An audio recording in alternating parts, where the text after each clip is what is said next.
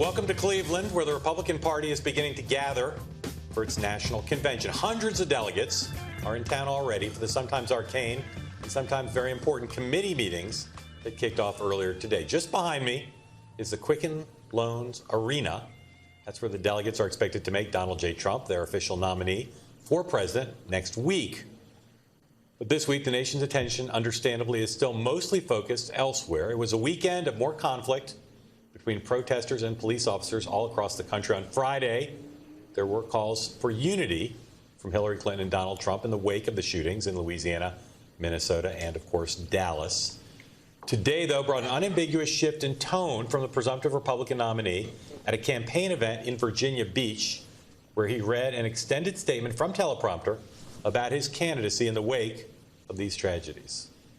I am the law and order candidate. Every kid in America should be able to securely walk the streets in their own neighborhood without harm. Everyone will be protected equally and treated justly without prejudice. We will be tough. We will be smart. We will be fair. And we will protect all Americans.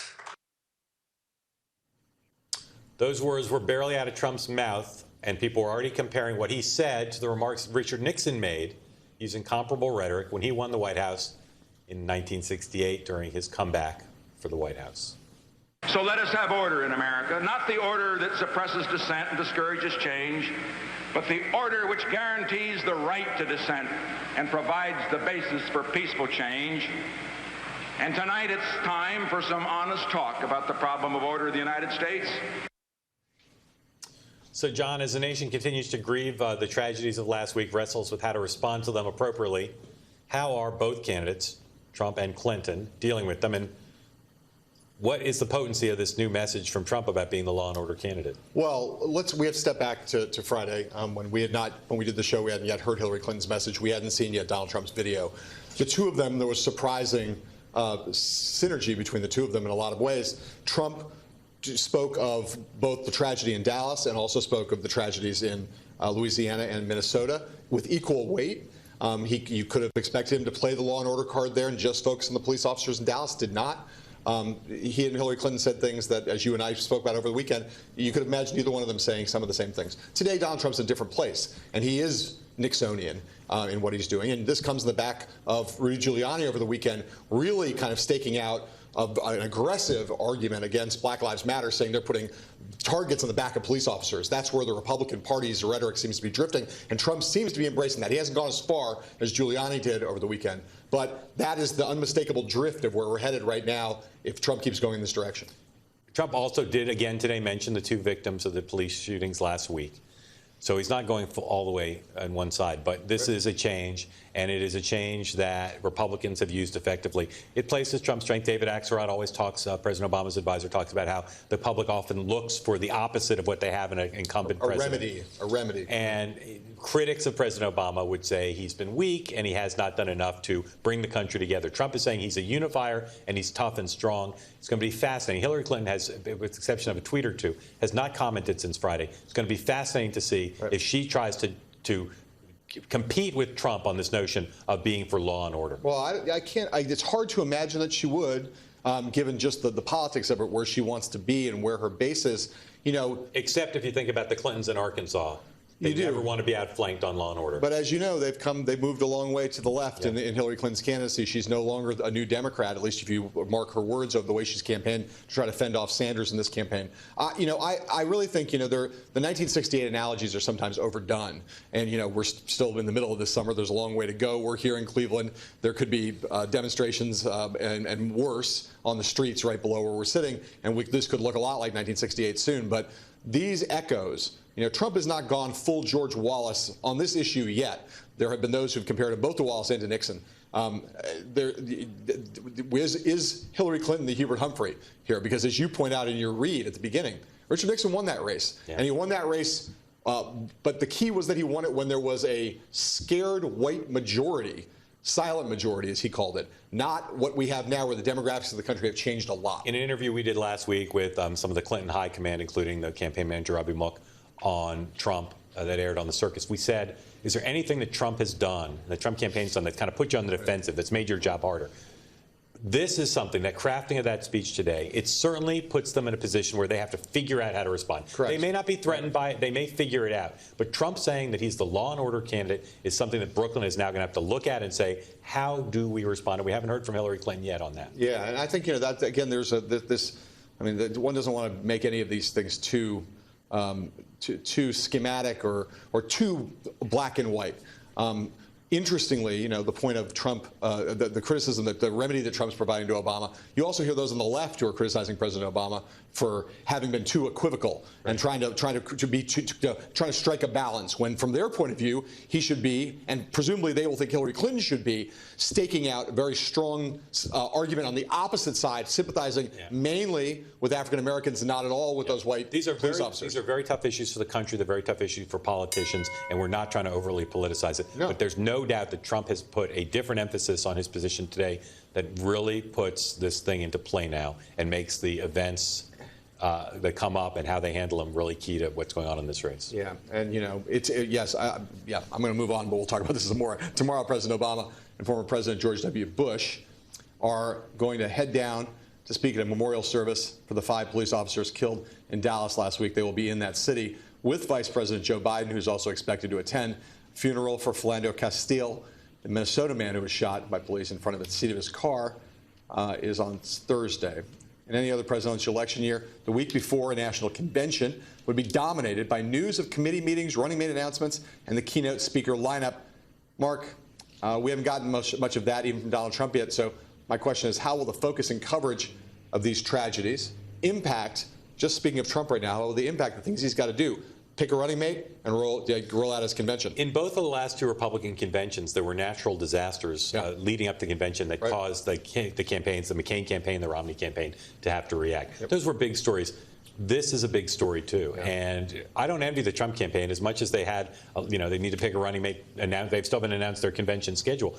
On any given day now, a single violent accident involving a police officer threatens to put them off the proverbial front pages. Right. So they have a real challenge here as they plan, because they're running out of time. They've got to soon announce who's the keynote speaker, who's Trump picking his running mate, et cetera. Right. I know you know this, but the biggest difference, obviously, it almost belabors the obvious, those were natural disasters in 2008 and 2012. They were not what this is, which is now the political climate that envelops all of us, right? And these are not, the reason why this is such a hot moment is that the things that happened that led to the shootings in Dallas and that took place in Minneapolis and Baton Rouge were just the umpteenth in a string of things. This has been building and building and building. Whether we are now ready to explode fully, we don't know exactly yet. Well, and to expand the complexity, where might the explosion occur? Right here. That's the thing. Right here. There's going to be, and you just know that I don't care how many police officers are here and how well trained they are.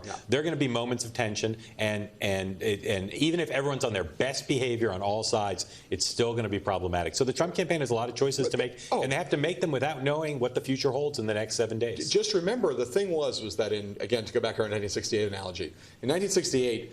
The convention that took place in Chicago, the Democratic one, was the one where there were riots in the streets. That is with the Democratic mayor. With the Democratic mayor. Here, look, we know that Cleveland was going to try to keep demonstrators outside, far away from the queue. Now, that's been overruled. The judges have said that's not okay. There are a lot of news reporting lately about the protesters on both sides saying that they are planning to march everywhere and that they all are expecting things to get out of control. And that was before any of the things that happened in the last week. The one silver lining for the Trump campaign is I've a hunch that they maybe didn't have the entire convention schedule ironed out. Now people aren't really demanding it, even though it's 5 days overdue, because there's other stuff going on. All right, when we come back, the latest on the Veepstakes on both sides, right after these words from our sponsors.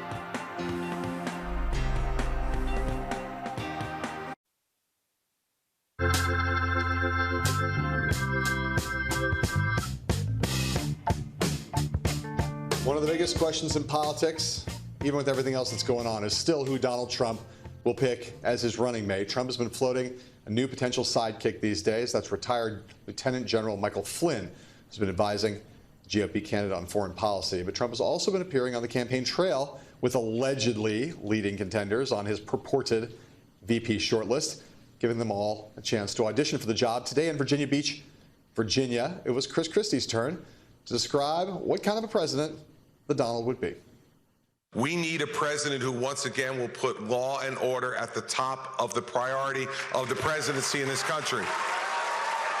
Our police officers, the men and women who stand each day to protect us, need to understand that the President of the United States and his administration will give them the benefit of the doubt, not always believe that what they've done is somehow wrong. I know that he will be the type of president who will put the rule of law first, who will make sure that the law is enforced aggressively and appropriately, and it will put people in his administration who understand that the rules in this country and the laws of this country apply to everyone, not just the least powerful, but also the most powerful. We need someone who has always demanded the best from everyone who has worked for him and with him, and who will place the interests of the American people first and foremost. He absolutely gives you the confidence every night when you put your head on the pillow that his number one priority will be the safety and security of your family.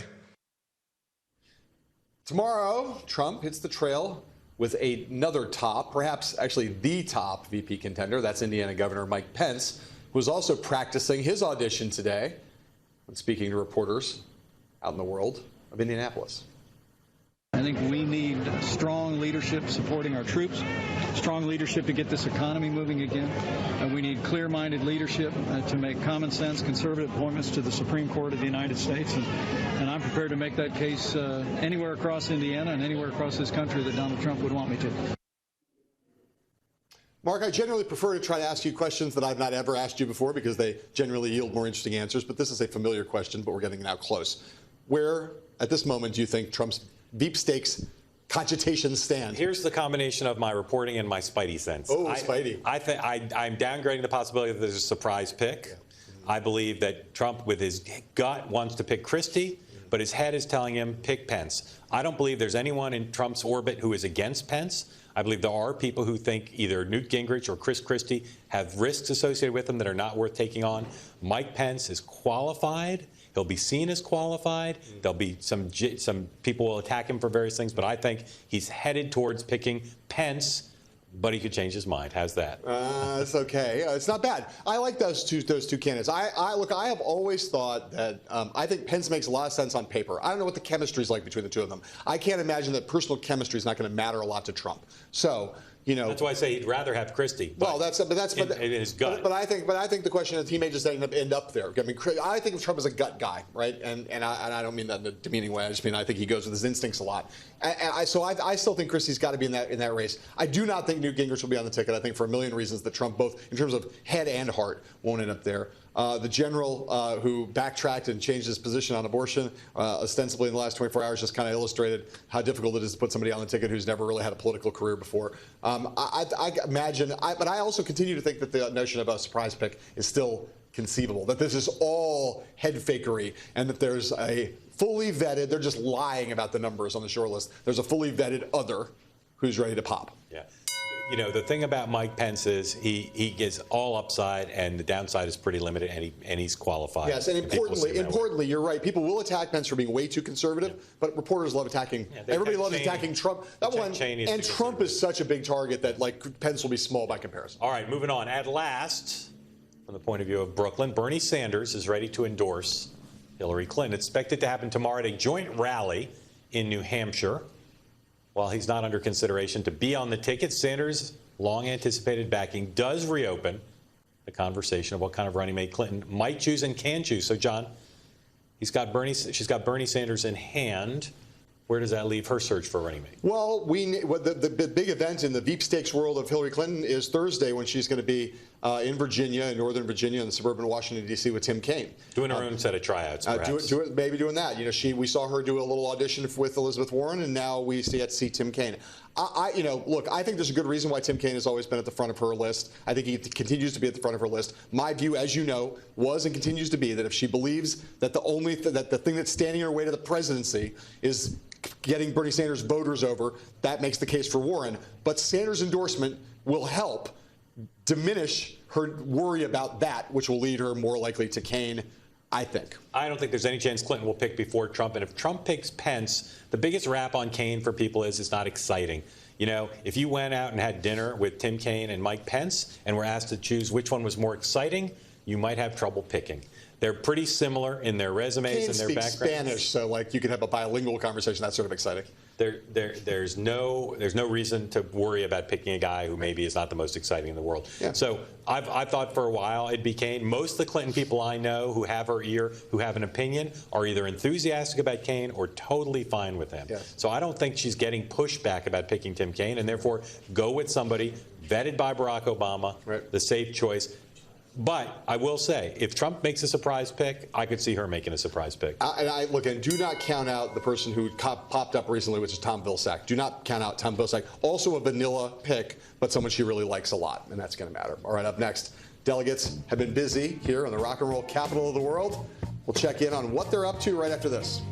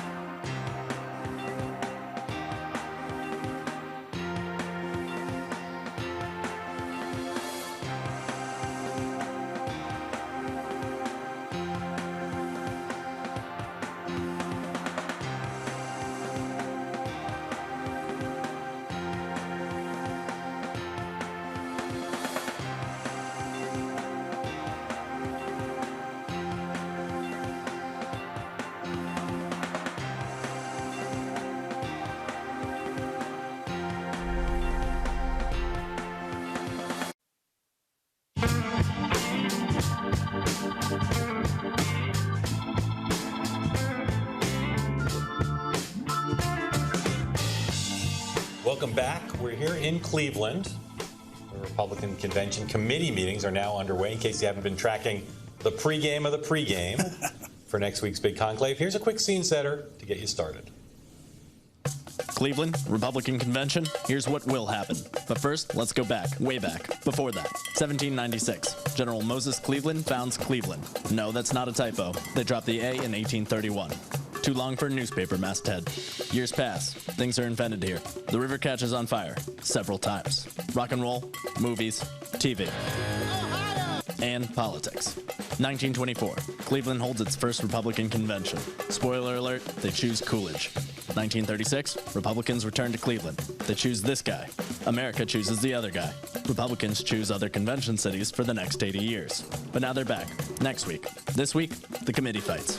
Steve Yacino says expect fireworks. Well, I wouldn't say fireworks. I mean, my sources... Starting here, the platform committee debates the party's stance on gay marriage, transgender bathrooms, trade agreements, and other stuff.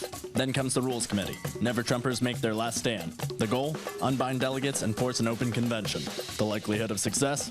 Low. The backup plan? Make it harder for Trump to choose his preferred VP. Backup plan? Make it easier for conservative candidates in 2020. It's as simple as that. So much more complicated than that. First, they...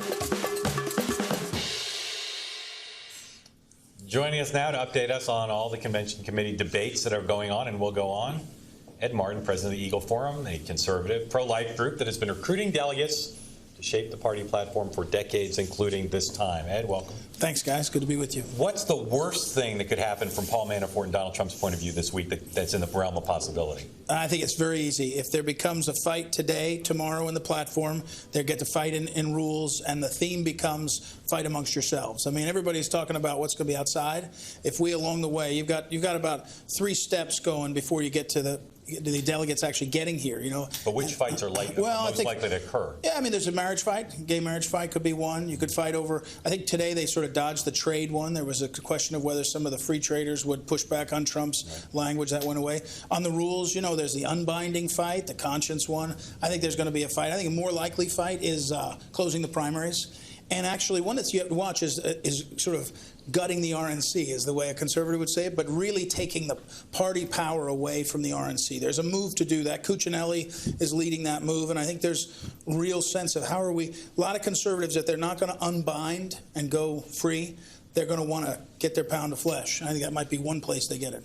So the other day, we saw reports in the Wall Street Journal that some of the people involved in Trump's whip operation were giving their hard count were a lot lower than some people thought. Yeah. I know you've been kind of looking at their whip operation. What's your sense of how strong that is? Two things. One is perception and one reality, right? Perception was in the last couple days, the pros that write the platform, that do this, have been impressed by what Trump arrived with. They arrived with a bunch of staffers and really started whipping, and they solidified the Trump people. We had a dinner last night with some delegates, Trump delegates, and they were getting more direction. You know, there's nothing worse than being for somebody and not knowing what you're doing. So one thing is the perception is that they're on the ground and they're making more progress, where the perception a lot of people thought was they're not. The reality, though, is these were very uneventful subcommittee meetings. I mean, in the subcommittee meeting where you'd vote on pro-life and marriage, they were 15-3, 16-2. So I think there's a sense now they've got their ducks lined up. The question is, what's coming? You know, what else is out there? And in general, are the Trump forces trying to just have peace here, or do they care about the outcomes? No, this is Romney in 2012. The experience was he came in and said, I'll take the platform as conservative as you want it. I don't want to have to debate with you on my past on abortion, my past minimize conflict. And I think the Trump people, the Trump people are pretty clear. The one thing I will say has been pretty good is that Trump, I saw Brooke over, I said to him, what do you feel the best about it? He said, we've had a lot of people venting, a lot of people we haven't sort of put the thumb on the scale, he said, like they do in the past. I think you see some of that. You know, I was over there for some of the things they're talking about. Kobach, who put the wall language in, also wanted to put in a protection for a prairie chicken, you know, that's being on the Endangered Species Act. There's a sense that people are being heard. And I think on the Rules Committee especially, that's where Cuccinelli is really in, you're getting a sense that we're listening to what's going on. And now, by the way, the RNC's really behind the Trump. I see them as a former RNC member. They're now hand in glove. You know, the guys that were sort of managing the primary are in. Priebus is Trump's agent here. Yeah, they're working it on. Exactly. Lasavita, you know, Chris, Lasavita's now on the RNC payroll, and he's helping to keep things going. These guys are now working in one direction. I don't know what you've got against the prairie chicken. That's the main thing I want to know. Well, that's right. I'm not anti-chicken. I don't want that to be the headline coming out of here. Okay. I know people don't want to talk about 2020, but that's one of the things people are talking about right here is open versus closed primaries. What's the state of that debate about how the party might change the way it nominates its nominees henceforth? I have to say, I think that's the one reform that's almost 100% likely to get far. Maybe it doesn't pass. But I was on the RNC 13 to 15. I advocated it then. Conservatives, whether they're Cruz, Trump, wherever, want that. So I think you'll see that. Now, it'll probably be in the form of a reward. If you close your primaries, you'll get extra delegates as opposed to knocking them out. The one, though, I would say is, I think you guys probably know, Nevada is persona non grata. I mean, I don't think they stay as a carve-out state no matter what they do, unless Sheldon Adelson comes in. And they get replaced by another Western state. Yeah, Colorado. You don't think Mike Pence is going to be picked? I don't think. But Mike you refuse Pence. to say who you think. No, will I don't be. know. I don't want to get. I just come think. on, you're very confident would Mike he's not going Pence to be get a it. popular choice amongst the RNC members? Oh, sure. Well, he's a well-known conservative guy who's succeeded and led. But I just don't think Trump telegraphs at that. You know, I know this. I talked to some Trump guys. He hadn't decided by Friday. And he scheduled this meeting in Indiana last Wednesday. So I just don't think Trump doesn't roll it out. This is what Romney would do. I'm going to go to Wisconsin and see what. Give us a name. All right. Give us a name. Who you got? I want Mattis, but Mattis isn't being vetted. All right, so. Ed Martin, thanks very much. Coming up, Bernie Sanders' campaign manager, Jeff Weaver, previews his boss's event with Hillary Clinton tomorrow in the Granite State. We'll be right back with him after this.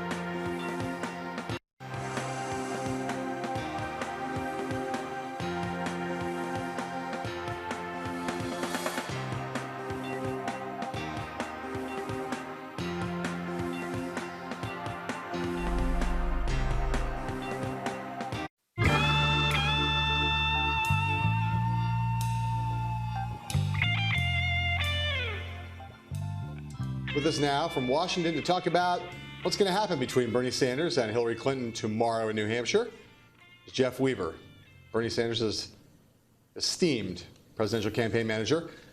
Jeff, we know there's an event. Good afternoon. We know there's an event in New Hampshire tomorrow. Bernie Sanders, Hillary Clinton, both going to be there. Everyone assumes it's an endorsement. Is that correct? Well, let's call it a unity event at the moment. I don't want to preview too much, but they will be there together in New Hampshire, talking about the need to go forward to win the White House. Right, but you're not saying, Jeff, that all the reporting on this that suggests that an endorsement is forthcoming is incorrect, right? I'm not confirming that there will be an endorsement tomorrow. How about we'll put it that way? Okay, that's fair. If there was an endorsement tomorrow, just explain what the arc of that has been. What brought Bernie Sanders to the point that he's, at a minimum, willing to stand up on stage with Hillary Clinton and do a unity event and more likely actually finally confer her with his endorsement? What's changed? Well, I think there has been a tremendous amount of communication between the campaigns since the end of the caucus and primary system. I think there's been was largely focused on the substantive issues that were the focus of the Sanders campaign. I think you saw recently the secretary coming out with a very bold plan on college financing, wherein she included in large part the free college tuition at public colleges and universities that the senator was advocating throughout the campaign. I think you saw just this Saturday that Secretary came out with another bold plan to deal with primary health care in this country, to double the amount of money in federally qualified health centers, to support a public option so that all consumers have the option to buy insurance right from the government and not from the private health insurers. And I think if you look at the platform process that we just went through in St. Louis and then in Orlando just this weekend, you saw the inclusion of a $15 minimum wage, a centerpiece of Senator Sanders' campaign, putting a price on carbon, and a host of other issues, ending the death penalty, dealing with the criminal justice reform, dealing with the need for real comprehensive immigration reform, and a host of other issues where there has really been a coming together of the party around a very, very progressive platform. Jeff, I've seen lots of people who run hard, as your friend Bernie Sanders did, and then come up short, who take a while emotionally, psychologically, to be ready to say it's over. Is Bernie Sanders come to that point where he's sort of given up the notion and that he's going to be president? Well, I think the math in terms of delegates is pretty clear. The secretary has the delegates, the requisite delegates needed to win. There's no doubt about that. But look, Bernie Sanders, as he said on the first day when he got in this campaign, was in this campaign to advance a progressive agenda. Obviously, he believed then, and I certainly believed, that having him as president would move that agenda forward the fastest. But the truth of the matter is that the secretary has more delegates, and the secretary over the past weeks has really made it a strong point that she is opening to listening to the concerns of the people, the 13+ million people who voted for Bernie Sanders, on real substance, that she's willing to listen to them, that there's a place at the table for them in her campaign and ultimately in her administration. So that's a very, very strong outreach on her part. It is to be applauded, and I think that that's what you're seeing. This is a response to that. You and Bernie Sanders argued for a long time, backed up by polls, that Bernie Sanders was a stronger general election candidate against Donald Trump than Hillary Clinton. Do you still believe that? Well, I haven't seen any recent polling on that, but that's really at this point beside the point. The point is that there's going to be Hillary Clinton and Donald Trump in the general election. And Donald Trump, let's be clear, would be a disaster for this country. All of the things that the people who supported Bernie Sanders have fought for to elevate in terms of wealth and income inequality and a host of other issues would not only not move forward, they would move backwards. Hillary Clinton will move those issues forward. Jeff, we, like everybody in the world, spent a little time today talking about the vice presidential sweepstakes on both parties. When people talk about who Hillary Clinton might put on the ticket, almost no one talks about Bernie Sanders. Does that bother him that he's not considered a front runner, a shortlister, someone who might end up as her running mate? No, look, Bernie Sanders is not in this for ego. This is about, again, moving forward a progressive agenda.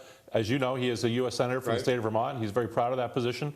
And he will continue in the future as a senator from Vermont, where he will work, hopefully, with the new administration to advance these policy agenda items: the free college, free tuition at public colleges and universities, reforming health care, ending the death penalty, raising the minimum wage.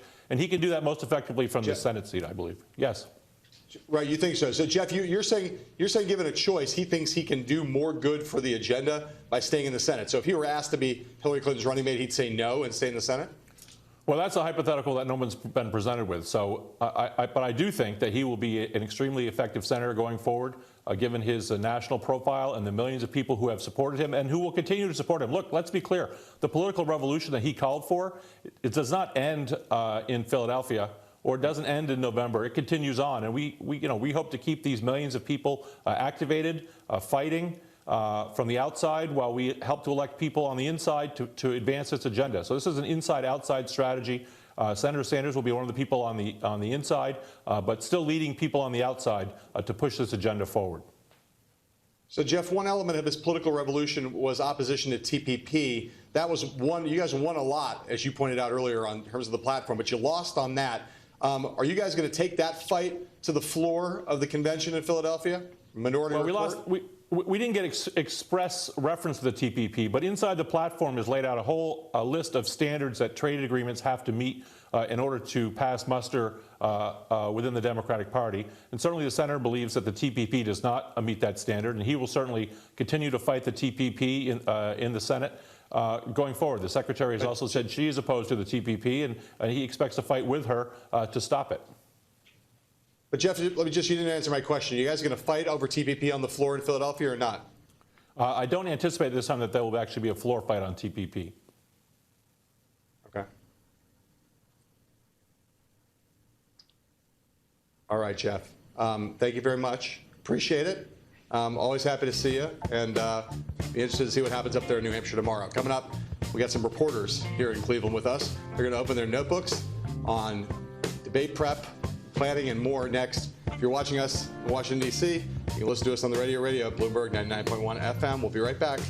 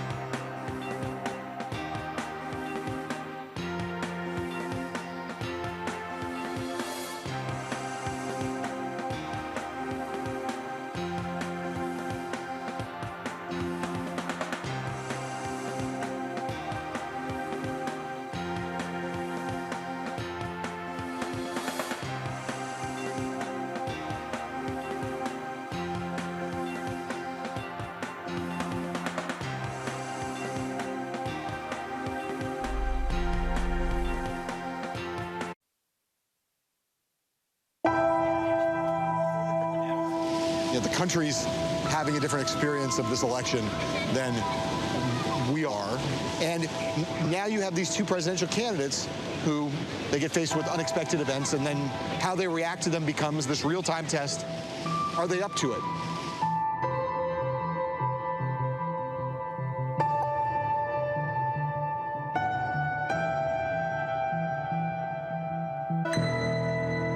I have been following the news of the past few days with horror and grief. The deaths of Alton Sterling in Louisiana and Philando Castile in Minnesota make clear how much more work we have to do. They are the latest in a long and painful litany of African Americans killed in police incidents.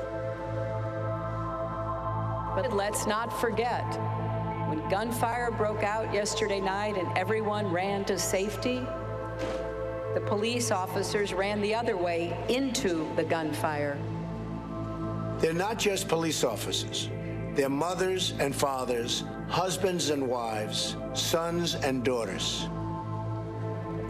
We need to try as best we can to walk in one another's shoes. Now is the time for prayers, love, unity, and leadership. No one has all the answers. We need to find them together. Yeah, Andrew.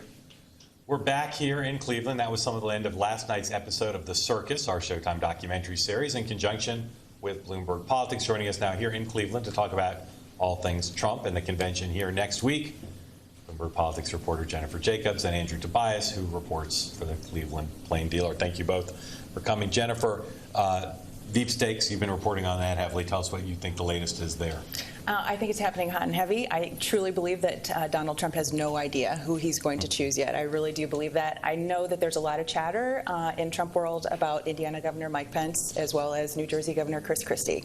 So I would say that those are the two that I hear the most about, but who it's going to be, it could be some surprise candidate. You know, knowing Trump, he's going to come out with something amazing and just wow all of us. Does your reporting match mine on those two guys, Christie and Pence, which is there's some pushback in his world on Christie and people see the downside. I've not found anybody who sees any downside to Pence. True, and that's true. There is some dissent in his inner circle on Christie. We had heard that people within his inner circle were worried that maybe he had a little bit, not enough of a filter when he's speaking. Maybe seemed to be a little bit. No one's ever said that about Christie ever before. Come on, really? Yeah. Is someone concerned about that in Trump world? That's crazy. They really are. So, you know, I think that Donald Trump really likes Christie, and that's all that's going to matter. So we'll have to see there. But I don't hear as much complaint about Mike Pence. Andrew's a Democratic town for the most part, and you have not just the Republicans coming in, but a figure who's somewhat divisive in Donald Trump. Is Cleveland excited about hosting Donald Trump? I think it's not exactly what people necessarily thought they're signing up for on the front end, but I think that, you know, with the development of his candidacy, it's made this a lot more interesting than it would have been otherwise. There was a theory that the attention that it would bring would actually increase, you know, as far as the money that got spent here. Now, it's not really clear if that's really the case with some of the stuff that you hear about the corporations being reluctant to invest in that kind of stuff. But if nothing else, it's a memorable convention. That's not that bad of a thing, you know. Well, it could be, though, right? I mean, like, how much are people worried right now? I mean, we talked earlier about the potential for protests here. People have been talking about that for months. Now the energy in the country and everywhere is amped up to a higher degree. A lot of the plans to try to contain the protests here have been knocked out. What do people think is going to happen here, and how bad do you think? How much is Cleveland bracing for badness? Well, I thought it was kind of telling. Maybe the other week, I forget exactly when, the city of Cleveland upped their protest insurance from the $10 million liability that they're required to get under the terms with the RNC up to $50 million. They said that their insurance consultant was telling them that there was a risk of stuff happening, obviously 5 times as bad as they thought it was. So between that and I think, you know, the events in Dallas recently and some of the protests that are taking place across the country, sure, I think people are more apprehensive here than maybe they were even a month ago. Jennifer, talk to us a little about what you've heard about Trump's little trip to the Hamptons this weekend. Yeah, this past weekend. That was interesting. I think even within the Trump campaign, they're trying to make sure that everything is prepared for them in Cleveland. Obviously, there's a lot of effort. There's this push to unbind the delegates, to allow the delegates to be able to vote for whomever they want on the first ballot. My coworker, Kevin Cirilli, who helps me cover the Trump campaign, had heard that Reince Priebus, even though he was a headliner, a co-headliner on this fundraiser in the Hamptons, wasn't at the event on Saturday, and that was because Trump had asked Reince Priebus, the RNC chief, to come here to Cleveland and make sure everything was kind of buttoned down and prepared for him, so he's not walking into any sort of a mess. So that was interesting. A lot of interesting people at that event, but Trump went ahead and sent Reince on ahead to make sure everything was good for him here. So a week out, we don't have the schedule. It was supposed to come out. Trump said it was delayed because of news and all of that. You guys have a sense of what's going to be on the schedule besides Trump kids and Paul Ryan and Ted Cruz? Been announced, yeah. Ted Cruz, Scott Walker, Joni Ernst from Iowa, the family. I enjoy that George Washington is the only listed speaker right now on the RNC app, so I guess we're crossing our fingers for a truly historic, But other than that, there's been no announcements. They've been very tight-lipped about that locally. Trump was really trying to get these sports heroes. Right. I mean, he made that very, very clear that he wanted these winners to come to this event, and none announced yet. So I'm not asking you to predict or bet, but how prepared is law enforcement at this point, do you think, to deal with the crowds outside the hall?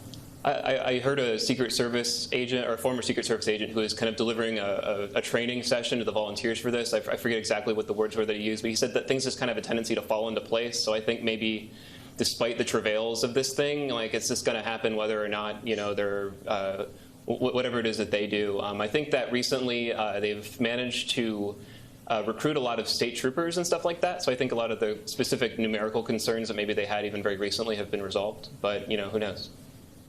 Do you think there's any chance that Newt Gingrich gets on the ticket? Possibly. We had heard a little bit of rumbling about the idea of him working some sort of a national security job. Whether that's the case or not, obviously, he auditioned with Trump in Ohio last week, and he very carefully said, I'm not telling Newt anything, I'm not telling anybody anything, but he will be a part of my government if I'm elected somehow. And so that was read as interpreted as a hint that even if he's not vice president, that he would be something in the administration, and what we're hearing is something national security related. We'll see. Who knows? He could still be VP. He'll be Trump's bad cop as Secretary of Defense or National Security Advisor if Trump wins. All right. Andrew Tobias, Jennifer Jacobs, thank you both. When we come back, preview of President Obama's speech tomorrow in Dallas at that memorial service right after this.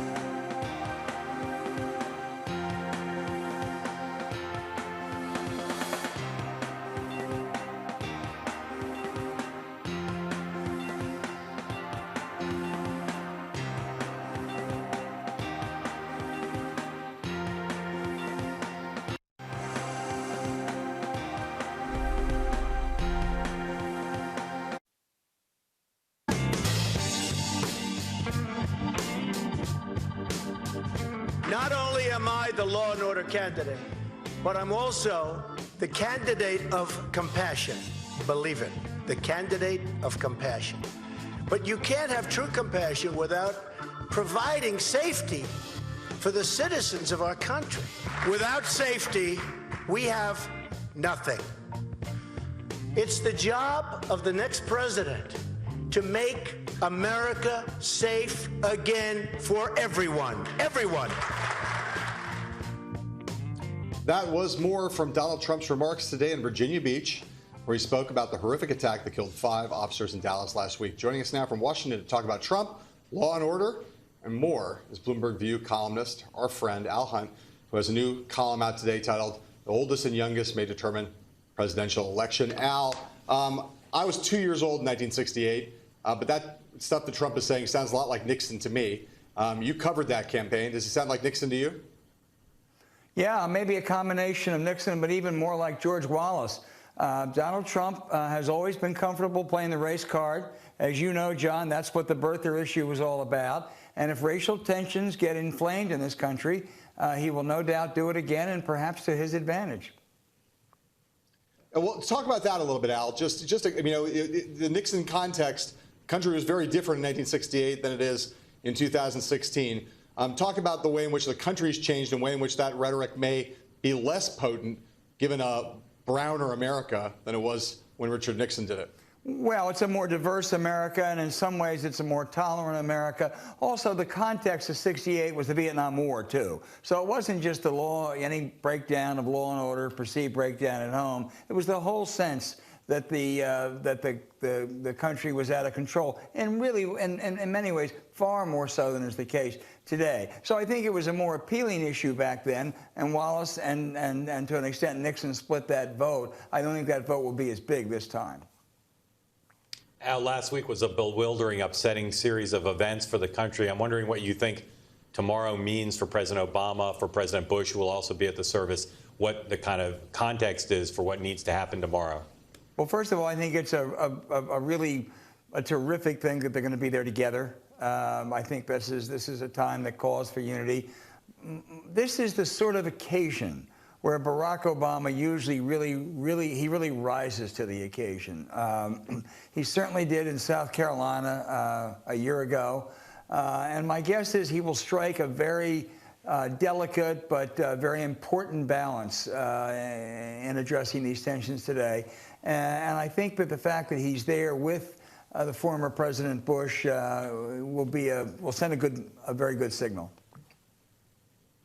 The speculation about Trump's running mate now, first among equals in my mind, based on my reporting and my sense of things, is Mike Pence. I'm wondering if you just tell people what you think about Pence, as not as a choice for Trump, but as a political figure. Well, he's not a real heavyweight. He's not a lightweight either, and he doesn't have a lot of baggage the way a Christie or a Gingrich would. But, compared to his predecessor, Mitch Daniels, he really isn't a heavyweight. And in normal circumstances, you'd say, geez, he's going to look for a John Kasich or a Marco Rubio. That's not possible now. So I think compared to the Christie or the Gingrich choices, that Pence is a lot safer. He's not going to win any charisma contest. He pleases most of the right-wing base, although they got a little bit upset with him last year. And interestingly, Mark, he is in real trouble in his re-election race this year. Yeah. So the vice presidential nod might be a nice escape valve. Al, in the column of yours that I referenced earlier, you talk about how the old and the young may be decisive in this election. Obviously, a huge change has taken place. It used to be older people were the core of the Democratic coalition, now they're the core of the Republican coalition. Talk a little bit about what that means, how that change has taken place. Well, as you just suggested, John, and just to look at 2012, Barack Obama's margin was provided by voters 18 to 29. He got 60% of them with a big turnout. Mitt Romney won 56% of those over 65. Both Trump and Clinton have challenges with those groups. For the older people, the challenge for Trump is they tend to be very risk averse. And Donald Trump does not exactly radiate risk aversion, if you will. So he's got to prove to them that he's steady and he's reliable. For Hillary Clinton, young people just aren't turned on by her. She doesn't have the same magic with them that Obama did. And people say, well, they don't like Trump. True. But will they turn out? Will they vote? Will they vote in the numbers that they did last time? I think both candidates have challenges in those two groups. Al, do you think that either of those candidates' challenges can be addressed to some large extent, meaningful extent, by their vice presidential selections, or are they going to have to do it on their own? I think they're going to have to do it on their own. I suppose Elizabeth Warren would enthuse the Bernie people in that group, but that's I don't think that would really translate that much. It would help a teeny bit. But, John, I don't think vice presidential choices ever help a whole lot as far as those slices of the electorate are concerned. They help with the macro. It was a good pick. That happened, I think, with Dick Cheney. That happened with Joe Biden. Maybe it happened with Al Gore. But I think you got to go back to Lyndon Johnson to find a candidate that really delivered either states or important slices of the electorate. All right, Al, thanks for doing the show, and congratulations on your Nationals.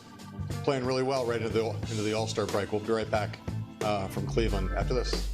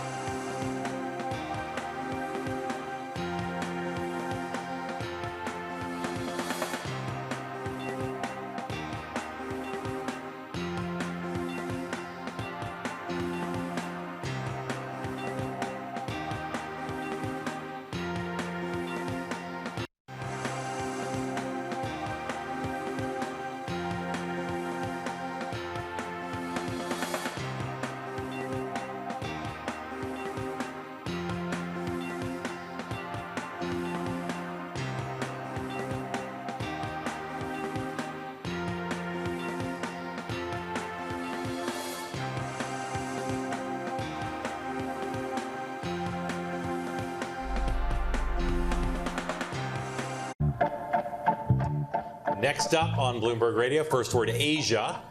Coming up on Bloomberg West, Emily Chang speaks with an astrophysicist about the discovery of a new planet. Wow. Right. Okay. Wow. Our thanks to the Lindner Law Firm here for letting us use the office. We'll see you tomorrow from Cleveland. Sayonara.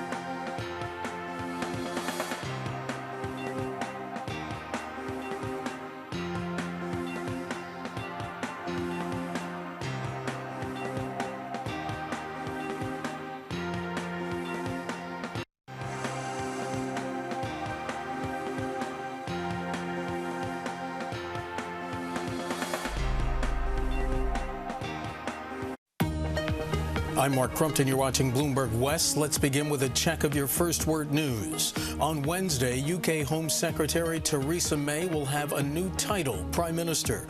Her rival for the Conservative Party's leadership withdrew from the race today. May told supporters she's, quote, honored and humbled. Outgoing Prime Minister David Cameron says he'll offer his resignation to the Queen tomorrow after a final session of questions in the House of Commons. Fierce fighting continues in Syria with a massive rebel offensive in the city of Aleppo, where a ceasefire is supposedly in effect. 8 people were killed and dozens wounded after rebels launched rockets and shells that pounded Syria's largest city and former commercial capital. Officials say Dallas gunman Micah Johnson taunted police as they tried to negotiate with him during an hours-long standoff. They're also pouring through 170 hours of video and statements taken from as many as 300 witnesses. Johnson killed 5 officers Thursday. His parents said the veteran returned from Afghanistan a changed man. President Obama will attend an interfaith memorial service in Dallas tomorrow. He's also scheduled to meet with relatives of the officers who were killed and wounded. On Wednesday, the president will host a White